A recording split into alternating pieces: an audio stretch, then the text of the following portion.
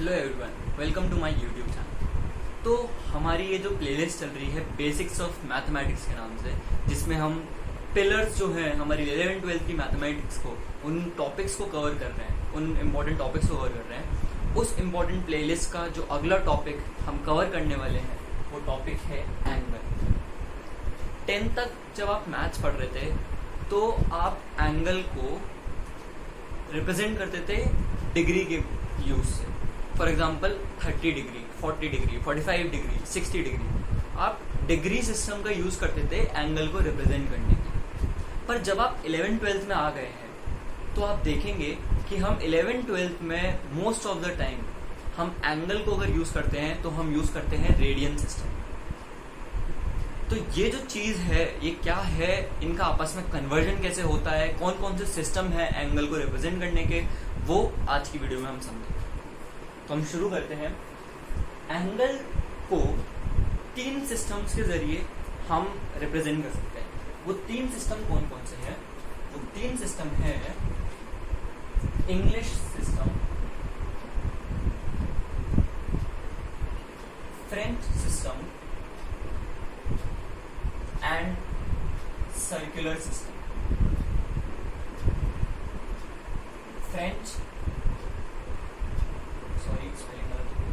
French system, English system and circular system. In 3 systems के जरिए हम एंगल को रिप्रेजेंट कर सकते हैं।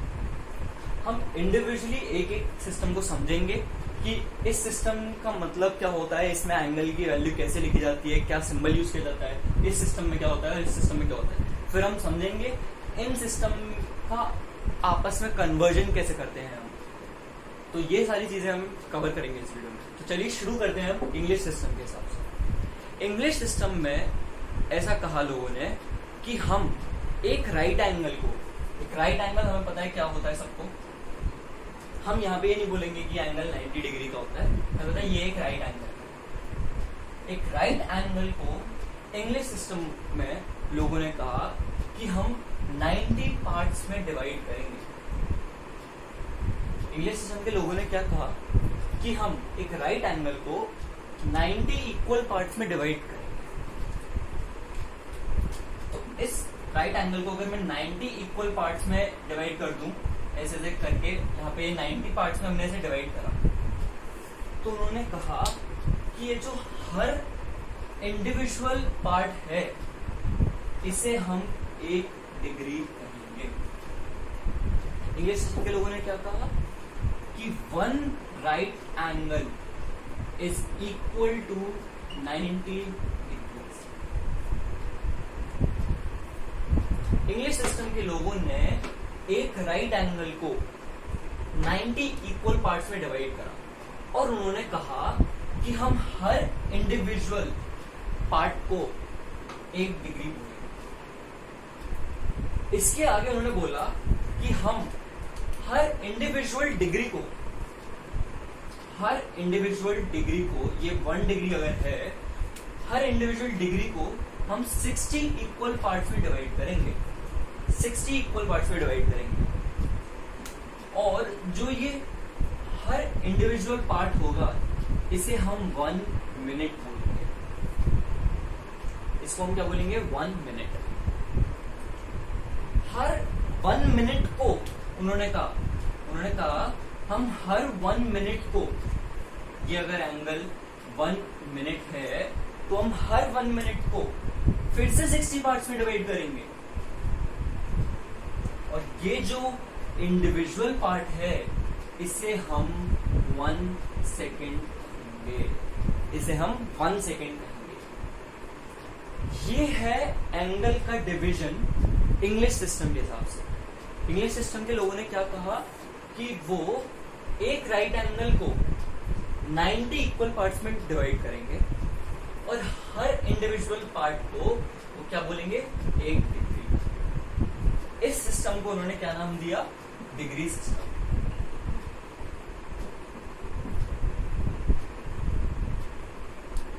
हमें सबको पता है इसका सिंबल क्या होता है, यानी कि 1 डिग्री जो है वो क्या है?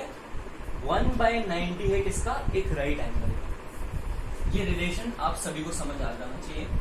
हमने क्या करा, इंग्लिश सिस्टम के हिसाब से एक राइट एंगल को 90 इक्वल पार्ट्स में डिवाइड करा और हर इक्वल जो पार्ट है, हर जो इंडिविजुअल पार्ट है उसकी वैल्यू क्या है, 1 डिग्री।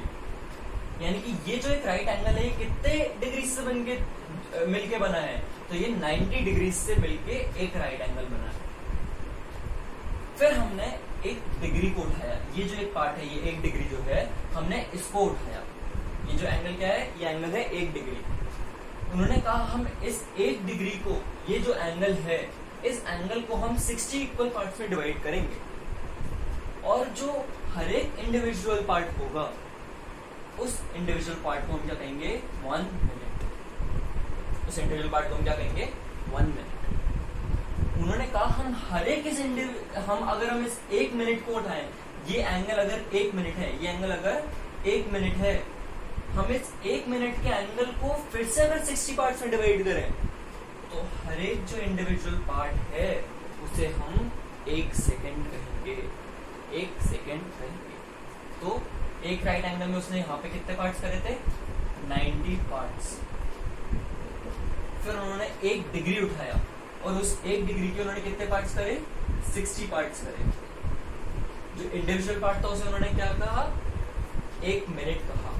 फिर उन्होंने 1 मिनट उठाया और उसके फिर से कितने पार्ट करे, 60 पार्ट करे, 60 पार्ट्स करे और उन्होंने हर उस इंडिविजुअल पार्ट को क्या कहा, 1 सेकेंड कहा। ये है एंगल को मेजर करने का सिस्टम, डिग्री सिस्टम। ये किसकी तरफ से था, इंग्लिश सिस्टम है ये। इस सिस्टम, ये इंग्लिश सिस्टम के अंदर इस तरीके से हम एंगल को रिप्रेजेंट करते हैं। आप लोगों ने कई बार देखा होगा, हम जो हमारा कंपास होता है उसमें कई बार हम जो लॉन्जिट्यूड लैटिट्यूड होता है वो हम जब मेजर करते हैं तो कई बार ऐसा होता है 240 डिग्री, 48 मिनट्स, 10 सेकेंड्स, ऐसा आपने कई बार देखा होगा। तो वो एंगल है किस सिस्टम में, डिग्री सिस्टम में। ये जो है ये एंगल है किस सिस्टम में, डिग्री सिस्टम में। तो डिग्री सिस्टम के हिसाब से इस तरीके से एंगल को मेजर किया जाता है। यहाँ पे हमारे लिए जो एक चीज है जो अभी हमें अपने दिमाग में रखनी है वो ये है, ये रिलेशन कि उन्होंने एक राइट एंगल को 90 पार्ट से बांटा। हर एक पार्ट की वैल्यू 1 डिग्री थी, यानी कि एक राइट एंगल की वैल्यू इंग्लिश सिस्टम के हिसाब से कितनी हो गई, 90 डिग्री। इस रिलेशन को अभी आप साइड में नोट कर लीजिए, यानी कि 1 right angle is equal to 90 degree. हम अब अगला सिस्टम पढ़ते हैं। अगला सिस्टम कौन सा है, अगला सिस्टम है फ्रेंच सिस्टम। फ्रेंच सिस्टम में जो एंगल है वो मेजर किया जाता है ग्रेड में। फ्रेंच सिस्टम में जो एंगल है उसे हम किस में मेजर करते हैं, ग्रेड में। ग्रेड की वैल्यू क्या होती है, कौन समझते। फ्रेंच लोगों ने कहा कि हम एक राइट एंगल को 100 इक्वल पार्ट्स में डिस्ट्रीब्यूट करेंगे। हम एक राइट एंगल को कितने इंडिविजुअल पार्ट्स में डिस्ट्रीब्यूट करेंगे, 100 इंडिविजुअल पार्ट्स में डिस्ट्रीब्यूट करेंगे। और जो हर एक इंडिविजुअल पार्ट होगा उसे हम क्या कहेंगे, 1 ग्रेड कहेंगे उसे। ये सिंबल है ग्रेड को रिप्रेजेंट करने का। जो फ्रेंच सिस्टम है उसमें हम ग्रेड की मदद से एंगल को मेजर करते हैं। तो इस सिस्टम में इस एक पार्ट को हम सिर्फ इस एक पार्ट की जो वैल्यू है वो क्या है, 1 ग्रेड। उन्होंने क्या कहा, हम एक राइट एंगल को 100 इक्वल पार्ट्स में डिस्ट्रीब्यूट करेंगे। जो हर एक इंडिविजुअल पार्ट होगा उसकी वैल्यू क्या होगी हमारे सिस्टम में, 1 ग्रेड। तो हमारे पास रिलेशन क्या निकल के आया, 1 राइट एंगल फ्रेंच सिस्टम के हिसाब से किसके इक्वल है, 100 ग्रेड, 100 ग्रेड के इक्वल। फिर उन्होंने आगे कहा हम हर इंडिविजुअल पार्ट को फिर से कितने पार्ट्स में, 100 पार्ट्स में डिस्ट्रीब्यूट करेंगे। यानी कि उन्होंने एक ग्रेड का एंगल लिया और उसे 100 इंडिविजुअल पार्ट्स में डिस्ट्रीब्यूट करा। उन्होंने कहा कि ये जो हर एक इंडिविजुअल पार्ट है इसे हम 1 मिनट कहेंगे। इसे हम क्या कहेंगे? 1 मिनट। तो फ्रेंच सिस्टम के हिसाब से पहले उन्होंने एक राइट एंगल को 100 इक्वल पार्ट्स में डिवाइड करा। हर एक इंडिविजुअल पार्ट को उन्होंने क्या कहा? 1 ग्रैड। फिर उन्होंने 1 ग्रैड को फिर से 100 पार्ट्स में डिवाइड करा और हर एक इंडिविजुअल पार्ट को क्या कहा उन्होंने? 1 मिनट। उन्होंने कहा हम 1 मिनट को फिर से 100 इंडिविजुअल पार्ट्स में डिवाइड करेंगे। 1 मिनट को फिर से 100 इंडिविजुअल पार्ट्स में डिवाइड करेंगे और ये जो हर एक इंडिविजुअल पार्ट होगा इसे हम क्या कहेंगे? 1 सेकेंड। इसे हम क्या कहेंगे? 1 सेकेंड। कितने पार्ट्स? 100 पार्ट्स। इसमें भी कितने पार्ट्स? 100 पार्ट्स। इसमें भी 100 पार्ट्स। तो फ्रेंच सिस्टम के हिसाब से उन्होंने क्या चीज की? उन्होंने एक राइट एंगल को 100 इक्वल पार्ट्स में डिस्ट्रीब्यूट करा और हर इंडिविजुअल पार्ट को उन्होंने क्या कहा? 1 ग्रैड। फिर उन्होंने 1 ग्रैड एंगल को लिया और उसे 100 इंडिविजुअल पार्ट्स में डिवाइड किया और हर इंडिविजुअल पार्ट को उन्होंने क्या कहा? 1 मिनट। फिर उन्होंने हर 1 मिनट को लिया और उसे फिर से 100 इक्वल पार्ट्स में डिवाइड करा और हर इंडिविजुअल पार्ट को उन्होंने क्या कहा? 1 सेकेंड। ये था सिस्टम किसमें? फ्रेंच में। इसे हम क्या कहते हैं? Grad system.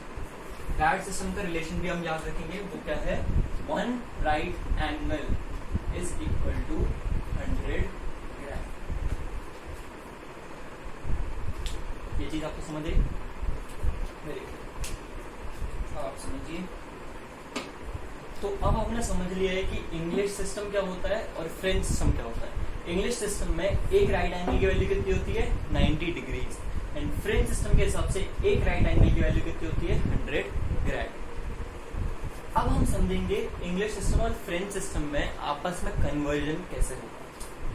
तो इन दोनों इक्वेशंस की मदद अगर हम लें तो मैं क्या लिख सकता हूँ? इंग्लिश सिस्टम के हिसाब से एक राइट एंगल बराबर है किसके? 90 डिग्रीज को मैं ऐसे लिख रहा हूँ, 90 डिग्री। क्वेश्चन 1। और फ्रेंच सिस्टम के हिसाब से एक राइट एंगल बराबर है किसके? 100 ग्रैड्स के। क्वेश्चन 2। क्या ये दोनों ही वैल्यूज एक राइट एंगल के बराबर है? हाँ बिल्कुल है। तो क्या ये दोनों इक्वेशंस आपस में इक्वल होनी चाहिए? बिल्कुल होनी चाहिए। तो हम दोनों की इक्वल कर देते हैं, यानी कि 90 डिग्री बराबर है किसके? 100 ग्रैड के। 90 को डिनोमिनेटर ले जाता हूँ, 100 को यहाँ पे, तो d अपॉन में 100 is equal to g upon में 90। ये है हमारे पास में रिलेशन डिग्री को ग्रैड में और ग्रैड को डिग्री में कन्वर्ट कर देगा। ये है हमारे पास रिलेशन इंग्लिश सिस्टम से फ्रेंच सिस्टम में, फ्रेंच सिस्टम से इंग्लिश सिस्टम में एंगल को बदलने का। तो इसे आप नोट कर लीजिए। इसके बाद हम एक और कन्वर्जन समझेंगे, वो है डिग्री का। देखिए हमें पता है 1 डिग्री बराबर है किसके? 60 सेकेंड के। 60 सेकेंड, सॉरी 1 डिग्री बराबर है किसके? 60 मिनट के। एंड 1 मिनट बराबर है किसके? 60 सेकेंड। अगर मैं डिग्री को d से रिप्रेजेंट करूं, मिनट को m से रिप्रेजेंट करूं और सेकंड को s से रिप्रेजेंट करूं, तो 1 डिग्री को अगर मेरे को मिनट में बदलना है तो मैं क्या कर दूं? उसमें 60 का मल्टीप्लाई कर दूं, क्योंकि 1 डिग्री किसके इक्वल है? 60 मिनट के। तो d डिग्रीज कितने मिनट के इक्वल होंगी? 60 m के।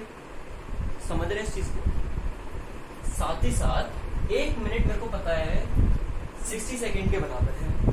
तो अगर मेरे को मिनट्स को सेकंड में बदलना हो तो मैं मिनट में कितने का मल्टीप्लाई कर दूं? 60 का इंटू 60। पर अगर मेरे को इसका उल्टा करना हो, मेरे को 1 सेकेंड को मिनट में बदलना हो, तो मैं क्या करूंगा? डिवाइड करूंगा किसका? 60 का। या फिर मैं क्या कह सकता हूं? मैं मल्टीप्लाई करूंगा 1/60 का। सिमिलरली अगर मेरे को मिनट की वैल्यू को डिग्री में बदलना है तो मैं क्या करूंगा? मल्टीप्लाई करूंगा 1/60। ये जो रिलेशन है, ये जो सीक्वेंस है, ये आपको समझ आनी चाहिए, ये आपको याद रहनी चाहिए। तुम्हें पता है 1 डिग्री को 60 इक्वल पार्ट्स में जब हम डिवाइड करते हैं तो 1 मिनट बनता है, यानी कि 1 डिग्री बराबर होता है किसके, 60 मिनट्स के। सिमिलरली 1 मिनट बराबर होता है किसके, 60 सेकेंड के। तो अगर मेरे को डिग्री को मिनट में बदलना है तो मेरे को किसका मल्टीप्लाई करना पड़ेगा, 60 का। मेरे को मिनट को सेकंड में बदलना है तो मेरे को किसका मल्टीप्लाई करना पड़ेगा, 60 का। पर मेरे को अगर उसका उल्टा करना है, मेरे को सेकंड को बदलना है मिनट में, तो मेरे को किसका मल्टीप्लाई करना पड़ेगा, 1/60 का। मेरे को मिनट को डिग्री में बदलना है तो मेरे को किसका मल्टीप्लाई करना पड़ेगा, 1/60 का। इस कन्वर्जन का एक एग्जांपल देखते हैं, आपको और चीजें क्लियर होगी। फॉर एग्जांपल आपको दिया है 9/2 डिग्रीज को मिनट्स और सेकेंड्स के फॉर्म में, मतलब प्रॉपरली जो एक इंग्लिश सिस्टम होता है उसके हिसाब से रिप्रेजेंट है। तो हम पहले इसको एक मिक्स फ्रैक्शन में कन्वर्ट करेंगे। मिक्स फ्रैक्शन सभी लोगों को आना चाहिए, 10 से बहुत पहले की बात है, बचपन में सीखते हम लोग। मिक्स फ्रैक्शन में जैसे ही हम इसे लिखेंगे तो हम क्या लिखेंगे, 4.5 डिग्री। 4.5 डिग्री का मतलब है 4 पूरे degree, and half degree, half degree को हम कैसे बदलेंगे, मिनट्स में। तो हाफ डिग्री से मिनट में कन्वर्जन कैसे होगा, 60 का मल्टीप्लाई करके। 2 से 30 हो गया, यानी कि 4 डिग्री 30 मिनट्स। 9/2 डिग्री की वैल्यू क्या है, 4 डिग्रीज एंड 30 मिनट्स। एक और एग्जांपल देखते हैं। 15/6 डिग्री को कन्वर्ट करना है हमें किसमें, इस तरीके से, इस फॉर्म में। तो मिक्स फ्रैक्शन में अगर हम इसे कन्वर्ट करें तो क्या होगा, 2 3/5 डिग्री। ये होगा नहीं होगा, मिक्स फ्रैक्शन आप लोगों को आना चाहिए। इसका मतलब क्या होगा, 2 डिग्री 3/5 इंटू 60 मिनट्स। मैं थोड़ी सी स्पेस क्रिएट कर लेता हूँ यहाँ पे। इसका मतलब क्या हो गया, 2 डिग्री एंड 5 से ये 12 टाइम्स जाएगा, एंड 12 3 जा 36 मिनट्स, यानी कि 15/6 degrees is equal to 2 degrees and 36 minutes. तो ये जो कन्वर्जन है ये आपको याद रखना है। ऑल्सो जो यहाँ पे डिग्री और ग्रेड का रिलेशन था वो भी आपको याद रखना है, जो कि क्या था, D/100 is equal to G/90। ये फ्रेंच सिस्टम और इंग्लिश सिस्टम का कन्वर्जन था, और ये जो इंग्लिश सिस्टम है उसके अंदर का कन्वर्जन है। ये दोनों ही फॉर्मूले, ये दोनों ही आपको समझ आने चाहिए, ये आपको याद रहना चाहिए। अब इसके बाद हम समझते हैं सर्कुलर सिस्टम क्या था, तो मैं रब कर लेता हूँ। तो नेक्स्ट अब हम पढ़ेंगे सर्कुलर सिस्टम क्या होता है। सर्कुलर सिस्टम में हम एंगल को रिप्रेजेंट करते हैं रेडियन के फॉर्म में। किसके फॉर्म में, रेडियन। रेडियन के फॉर्म में। रेडियन का सिंबल क्या होता है, सर्कुलर सिस्टम में हम एंगल को रेडियन के फॉर्म में रिप्रेजेंट करते हैं, इसका सिंबल होता है ये। हम समझते हैं एक रेडियन क्या होता है। एक रेडियन की डेफिनेशन मैं आपको बोलता हूं, आप ध्यान से सुनिए। एक रेडियन वो एंगल है जो कि एक आर्क सबटेंड करता है आर लेंथ का सर्कल के सेंटर पे। मैंने क्या बोला, एक रेडियन वो एंगल है जो कि आर लेंथ का एक आर्क सबटेंड करता है सर्कल के सेंटर। अब इस चीज को हम डायग्राम के जरिए समझते हैं। ये एक सर्कल है, ठीक है, ये इसका सेंटर है। ये एक आर्क है, ये क्या है, एक आर्क। ये आर्क जो एंगल सबटेंड करता है सेंटर पे, वो एंगल अगर थीटा है, और इस ये जो आर्क है, अगर इस आर्क की जो लेंथ है वो सपोज करिए x है, तो जैसे जैसे ये आर्क की लेंथ बढ़ेगी, क्या थीटा की भी वैल्यू बढ़ेगी? लॉजिकल बात है। अगर ये आर्क की वैल्यू बढ़ेगी, सपोज करिए ये आर्क यहाँ तक आ गया, तो ये इतना बड़ा एंगल सबटेंड करने लगेगा सेंटर पे। तो अगर x की वैल्यू बढ़ेगी तो क्या थीटा की वैल्यू भी बढ़ेगी? बिल्कुल बढ़ेगी। तो क्या मैं लिख सकता हूँ कि थीटा की जो वैल्यू है वो प्रोपोर्शनल है किसके? आर्क लेंथ के। आर्क की जो लेंथ है उसके प्रोपोर्शनल क्या है? थीटा है। जो एंगल सबसेंड हो रहा है सेंटर पे वो किसके प्रोपोर्शनल है? आर्क की लेंथ के। अगर मैं प्रोपोर्शनल का साइन हटाऊं तो क्या आएगा? एक कांस्टेंट आएगा, हम सभी को पता है। मान लीजिए वो कांस्टेंट क्या है? के। थीटा की वैल्यू किसके इक्वल है? के। एक रेडियन की डेफिनेशन हमने अभी सुनी, क्या होती है? एक रेडियन वो एंगल है जो कि आर लेंथ का एक आर्क सबसेंड करता है सेंटर पे। मैंने क्या बोला? 1 radian is the angle subtended by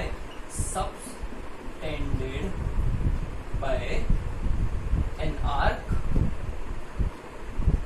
of length equal to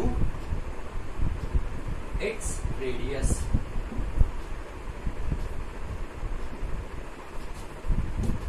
ये है एक रेडियन की डेफिनेशन।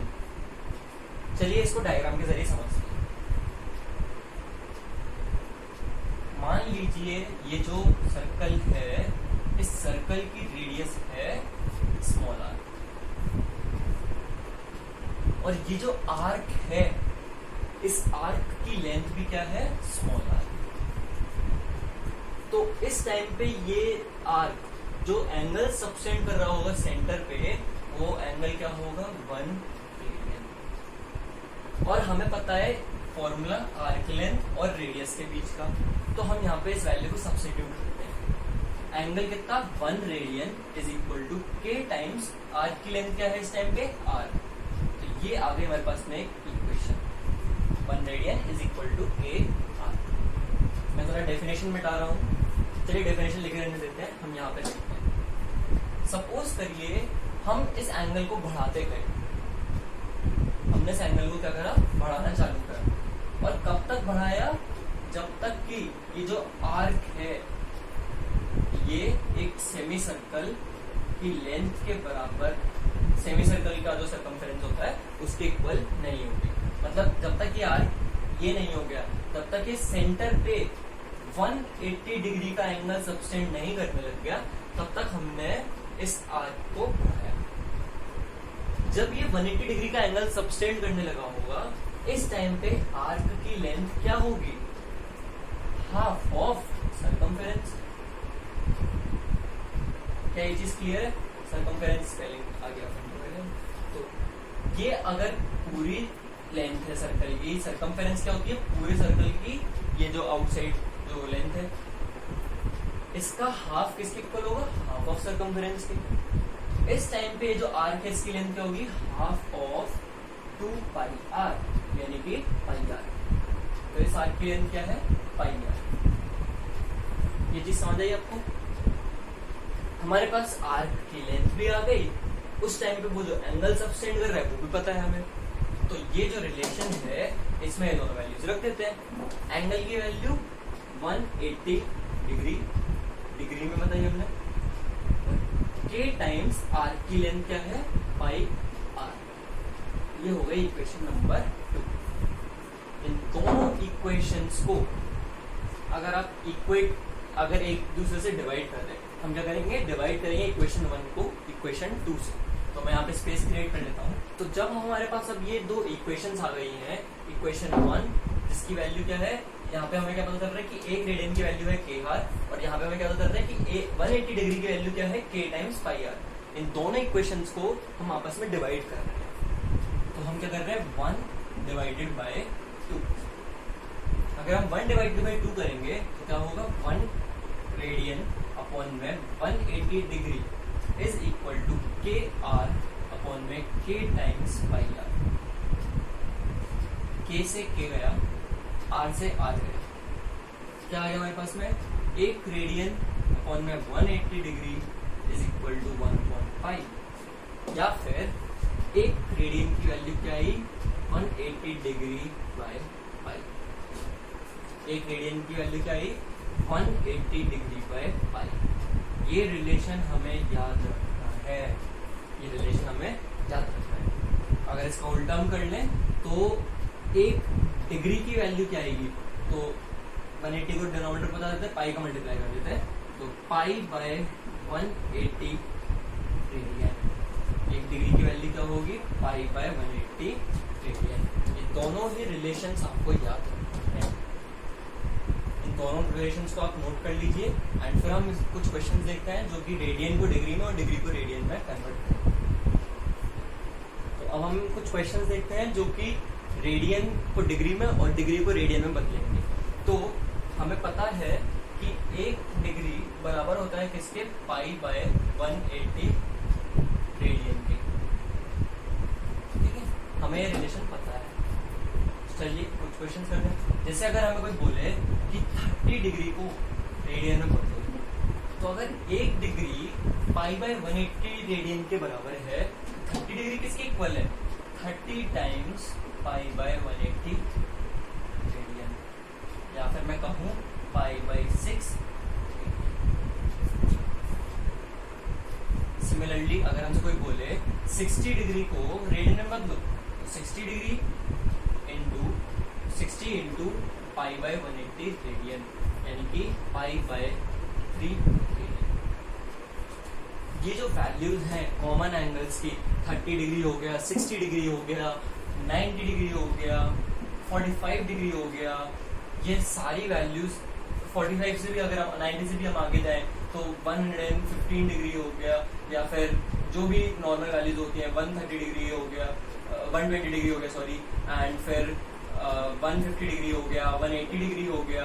ये सारी जो वैल्यूज हैं ये हमें रेडियन में याद होनी चाहिए। ये सारी वैल्यूज जो कॉमन वैल्यूज हैं ये हमें रेडियन में याद होनी चाहिए कि रेडियन में उनकी वैल्यू क्या है। 30 पाई बाय 6 है, 60 डिग्री पाई बाय 3 है। तो ये सारी वैल्यूज जो है आप निकालिए एंड उनको अच्छे से याद करिए, क्योंकि आगे जब आप पढ़ेंगे तो हम डिग्रीज में बात नहीं करेंगे। हमारे जो क्वेश्चंस होंगे वो हमें एंगल देंगे किसमें, रेडियन के फॉर्म में। तो हमें पता होना चाहिए कि उतने रेडियन कितने डिग्री के इक्वल है। कभी क्योंकि हम डिग्रीज के यूज टू है, हम 10 तक डिग्री को यूज करते आ रहे थे, तो इस वजह से हमें फिर सॉल्व करने में आसानी होती है। तो आप सारे कन्वर्जन्स को करिए, यहाँ पे 90 डिग्री को बदलिए, 45 डिग्री को बदलिए, 120 डिग्री को बदलिए, इन सबको बदलिए इसमें रेडियन में, और उनकी वैल्यूज को याद करिए कि कितने डिग्री कितने रेडियन के इक्वल है।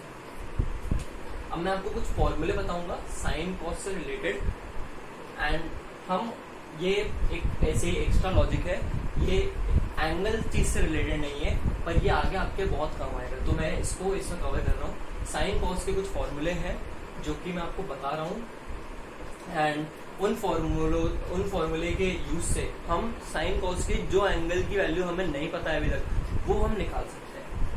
तो मैं अब आपको वो फॉर्मूले बताता हूँ साइन और कॉस के रिलेटेड। 4 फॉर्मूले हैं, आपको याद करने की भी ट्रिक बताऊंगा, और आप इनको याद करेंगे और हम साथ में थोड़े बहुत एंगल्स की वैल्यूज निकालेंगे एंड बाकी आप निकालेंगे। ठीक है, एक चीज आप लॉजिक के तौर पे याद रख लीजिए, आपकी पूरी 11th और पूरी 12th में काम आने वाला है। एक छोटी सी ट्रिक है, आप बस दिमाग में ऐसा फिट रखिए कि साइन जो है ना वो एक्सट्रोवर्ट नेचर का है। एक्सट्रोवर्ट नेचर हमें पता है क्या होता है, सभी को पता है, जो सबसे घुलता मिलता है, जिसके काफी सारे दोस्त होते हैं, जिसे दोस्ती करना पसंद है। तो साइन जो है वो एक्सट्रोवर्ट नेचर का बंदा है, ठीक है। और कॉस जो है वो कैसा है, इंट्रोवर्ट। कि कोई पढ़ाई से रिलेटेड चीज नहीं है, बस एक ही ट्रिक है जिसका यूज आपको आगे मैं बताऊंगा कैसे कैसे करना है क्वेश्चंस में। तो आप इस ट्रिक को एक लॉजिक के तौर पर ऐसे याद रखना कि साइन कैसा है, एक्सट्रोवर्ट नेचर का है, साइन को दोस्ती करना पसंद है, और कॉस जो है वो इंट्रोवर्ट नेचर का है, उसको खुद के साथ रहना ज्यादा पसंद है। इस ट्रिक का एक मैं आपको यूज बताता हूँ। Sine of A plus B का फॉर्मूला होता है साइन ए कॉस बी, जो साइन यहाँ वो साइन यहाँ, plus cos A sine B. Sine A minus B का फॉर्मूला होता है sine A cos B minus जो साइन यहाँ वो साइन यहाँ, cos A B. Cos of A plus B का फॉर्मूला होता है कॉस ए कॉस बी, जो साइन यहां उसका opposite, minus sine A sine B. Cos of A minus B का फॉर्मूला होता है कॉस ए कॉस बी, जो साइन यहां उसका opposite, plus sine A sine B. इस ट्रिक का इन फॉर्मूलों के साथ क्या रिलेशन? साइन जो है वो कैसे नेचर का है? एक्सट्रोवर्ट नेचर का है, वो दोस्ती कर लेता है। तो साइन के जो फॉर्मूले है ना, उसमें देखो वो कॉस को अपने साथ रहने दे रहा है, कॉस के साथ दोस्ती करने को तैयार है, कह रहा है ठीक है कॉस को साथ रख लूंगा। साइन ए कॉस बी, जो साइन यहाँ वो साइन यहाँ, एंगल बदल लिए, cos A sine B. Sine of A minus B का formula sine A cos B, जो साइन यहाँ वो साइन यहाँ, और एंगल बदल लिए, कॉस ए साइन बी। पर कॉस क्या है? इंट्रोवर्ट नेचर का है, कॉस साथ में रहना पसंद नहीं करता किसी के, कॉस को तो कॉस चाहिए। तो cos of A plus B का फॉर्मूला क्या होगा? Cos A cos B, minus जो साइन यहाँ उसका अपोजिट यहाँ, sine A sine B. And cos of A minus B का फॉर्मूला क्या होगा? कॉस ए कॉस बी, जो साइन यहाँ उसका opposite, sine A sine B. ये चारों फॉर्मूले बार बार लिखिए और इनको याद करिए। इस ट्रिक की मदद से आपको आसानी से समझ जाएंगे। साइन के केस में जो साइन होता है वो क्या हो जाता है? सेम रहता है, और कॉस के केस में जो साइन होता है वो क्या हो जाता है? पलट जाता है। और साइन कैसा है? फ्रेंडली नेचर का है, तो उसमें एक साइन आएगा एक कॉस आएगा। और कॉस क्या है? थोड़ा सा इंट्रोवर्ट नेचर का है, सेल्फिश नेचर का है, तो उसके साथ कॉस के साथ कॉस आएगा, साइन के साथ साइन आएगा, कॉस के फॉर्मूले। तो ये एक ट्रिक के तौर पे आप इन चारों फॉर्मूलों को याद करें। अब इन फॉर्मूलों का यूज कहां पर है वो हम देखते हैं।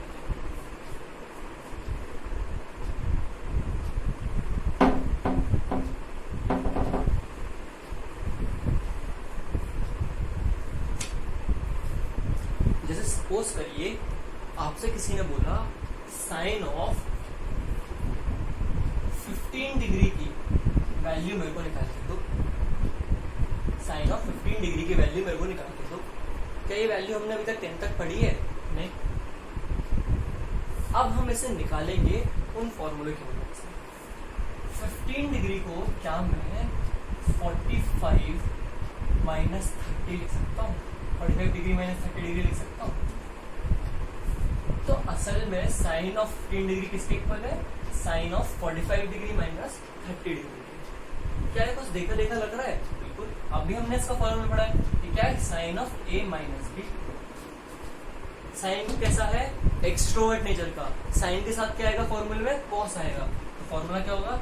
Sign A sign A cos B, जो साइन यहाँ वो साइन यहाँ, माइनस कॉस ए, एंगल पलट देंगे, कॉस ए साइन बी। बस सीधा सीधा इस फॉर्मूले में वैल्यू रखनी है। ए की वैल्यू क्या है? 45, बी की वैल्यू क्या है? 30। रखना चालू करते हैं। Sine of 45 degree into cos of 30 degree minus cos of 45 degree into sine of 30 degree. Sine 45 की वैल्यू हम सबको पता है 1/√2। कॉस 30 की वैल्यू √3/2 माइनस कॉस 45 की वैल्यू 1/√2, साइन 30 की वैल्यू 1/2। इसको सॉल्व करते हैं। एलसीएम क्या गई? 2√2। एलसीएम हो गई 2√2 और न्यूमरेटर में क्या बचा? √3 माइनस 1। √3 माइनस 1 इसकी वैल्यू आ गई है साइन 15 डिग्री की। ये वैल्यू आपको अच्छे से याद होनी चाहिए। साइन 15 डिग्री की वैल्यू क्या होती है? √3 माइनस 1/2√2। तो हमने क्या क्या समझ लिया आज? हमने समझा इंग्लिश सिस्टम में एंगल को डिग्री में मेजर करते हैं, डिग्री का असल में मतलब क्या होता है। हमने समझा फ्रेंच सिस्टम में जो एंगल है उसे ग्रेड में मेजर करते हैं, ग्रेड का मतलब क्या होता है। हमने समझा सर्कुलर सिस्टम में रेडियन का मतलब क्या होता है, एक रेडियन की वैल्यू क्या होती है। हमने इनका आपस में कन्वर्जन देखा, कैसे आपस में एक दूसरे को कन्वर्ट करते हैं। फिर हमने साइन और कॉस के 4 फॉर्मूले देखे हमने, जिसमें हमने एक लॉजिक के तौर पे एक चीज हमने नोट करी वो क्या कि साइन एक्सट्रोवर्ट नेचर का होता है और कॉस इंट्रोवर्ट नेचर का होता है। साइन कॉस के साथ रहने को तैयार है पर कॉस खुद के साथ ही रहता है, कॉस के साथ रहता है। इसका यूज आपको मैं आगे जब ट्रिग्नोमेट्री वगैरह हम पढ़ेंगे, ट्रिग्नोमेट्री चैप्टर जब हम पढ़ेंगे तो उसमें कई क्वेश्चंस में दिखाऊंगा। तो इस लॉजिक को अच्छे से याद रखिएगा। हमने फॉर्मूला याद करने में भी इस लॉजिक का यूज करा।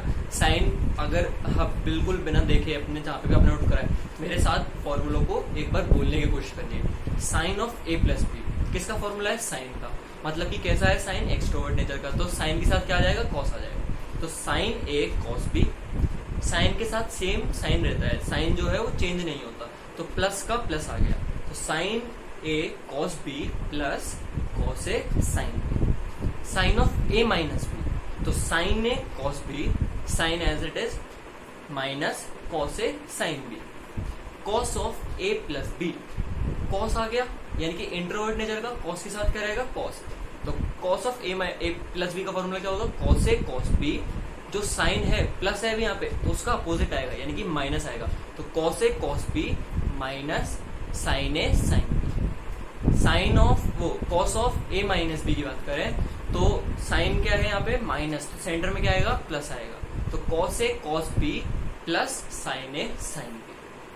चारों फॉर्मूले आपको याद होने चाहिए अच्छे तरीके से।